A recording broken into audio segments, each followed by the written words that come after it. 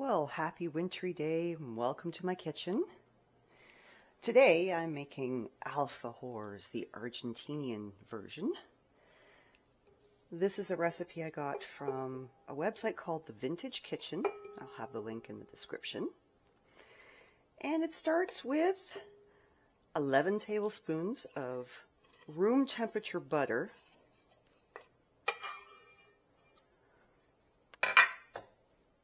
there we go,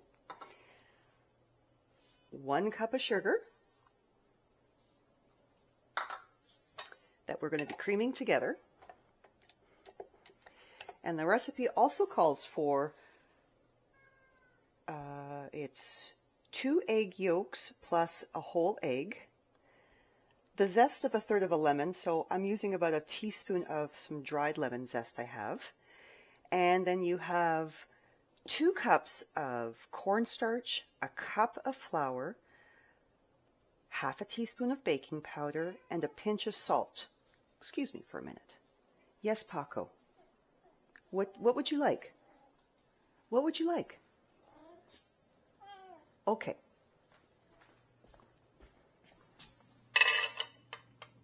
There you go, pet.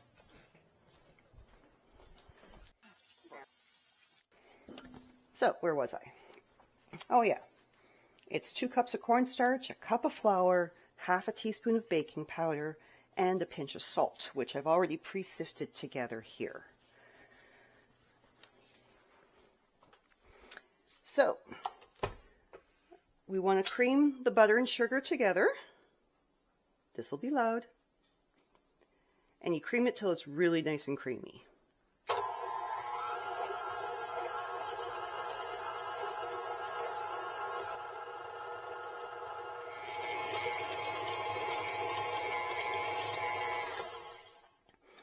It's nice and creamy. It takes about 5 minutes.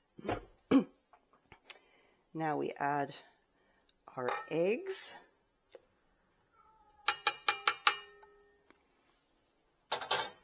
Someone's very whiny today. And you mix those in till they're nicely incorporated. Every now and then you gotta clean this off, scrape down your sides so it gets nice and mixed in. And while it's doing that, you're going to add in, it's literally just a little drop of vanilla, not a lot.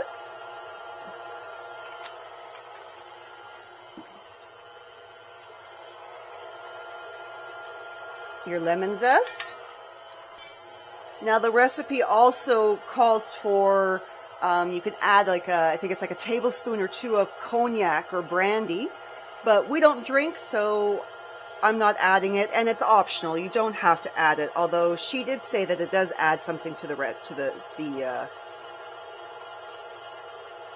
taste of the cookie.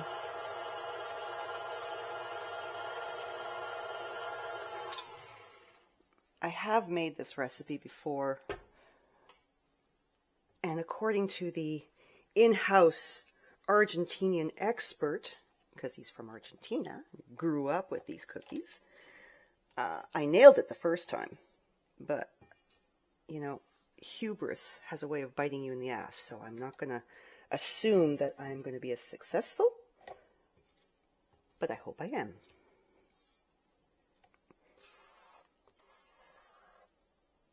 Now you add in your sifted dry ingredients gradually, a little bit at a time.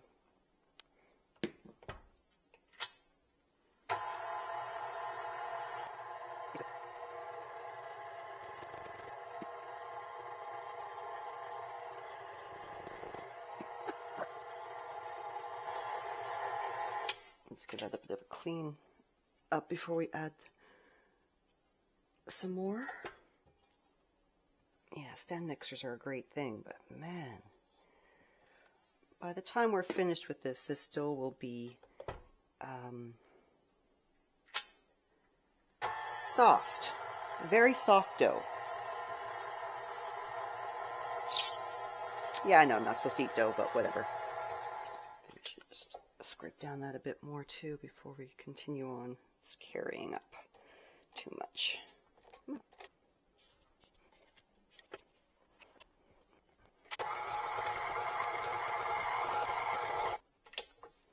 Still have some flour on them. Ooh!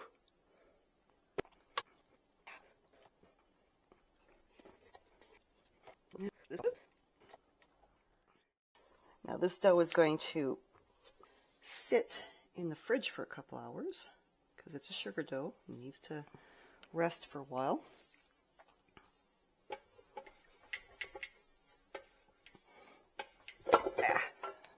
I learned that trick from my daughter. I bought her a stand mixer for her birthday, and I always have a problem getting it off the base. And I watched her do that little, like, how'd she do it? She does it like a tick, tick. It comes right off. It's like, God, that girl is smart. You'd think I would have known, but it's all right. So we're just gonna bring it to the counter. Get all the nice little bits out of here. And the goal is just to form it into a ball. You don't have to knead this or anything, but you just want to form it into a ball.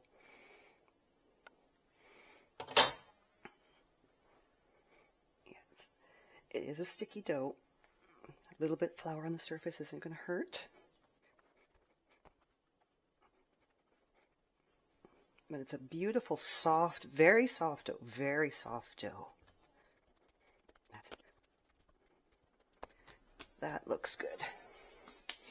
And I should have had this out. Piece of plastic wrap.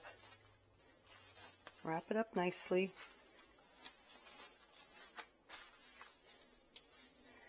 And then that's going to stick in the fridge for about 2 hours for sure. So I'll clean up here and I'll see you guys in a bit. So it finally dawned on me that I had been going on with doing my stuff here without recording. I even got the friggin' camera in my head, but whatever. So my dough sat in the fridge for a couple hours. It doesn't have to actually, according to the recipe. 30 minutes is good enough. It can be in there for a few hours, no big deal. You just have to bring it to, let it soften up a bit. Mine was too hard to roll when I first brought it out of the fridge. But you take your dough, floured surface, and you want about 1/4 of an inch thick. You can have this thin or as thick as you want. These things do puff up a little bit. They don't stay nice and flat like this. They do puff. And you can make them whatever size you want. This is, I think, a 2-inch cookie cutter. The first time I made these, I used a standard 3-inch one or whatever it was. They were huge. It was like eating a meal by the time you had one. This might be a little bit better. I already have one pan in the oven, and I have another one waiting here. Your oven needs to be at 325, and the recipe calls for baking anywhere between 10 and 12 minutes. And these are a cookie that you don't want to do too long. Like, taking them out of the oven sooner rather than later is better. So if you know your oven well, I don't know mine very well, but just from what I did with the last ones, 10 minutes is good. If they get too hard, when you put in your dulce de leche, or whatever filling you want to put in, because you can use jams or Nutella, peanut butter, it's like, possibilities are endless. You want it to, it will eventually like seep into the cookie itself and flavor the cookie. The dough has a beautiful color and it is very soft. Just keep bringing your scraps together until you've used up all your dough. Don't worry if you don't get an even number of cookies, because that just means you're going to have to eat that odd cookie out. I'm going to continue on with this. I think you get the gist. Once they're all done and completely cooled, we'll go on with the filling. This is what they look like when they've come out of the oven. They don't even look like they're browned or anything, but you don't want them cooked any more than what they are at this point.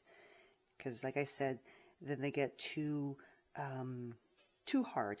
And when you bite into an alfajor, it's like melt in your mouth Argentinian shortbread is pretty much the words to use for it. Like they crumble and they melt in your mouth and they just taste divine. So you don't cook them really any much longer than what you see here. So our cookies are cooked and they're all cooled. Now we get to the fun part where we get to make the alfajor. You get yourself 2 cookies. They're never going to be the exact same size. Don't worry about it.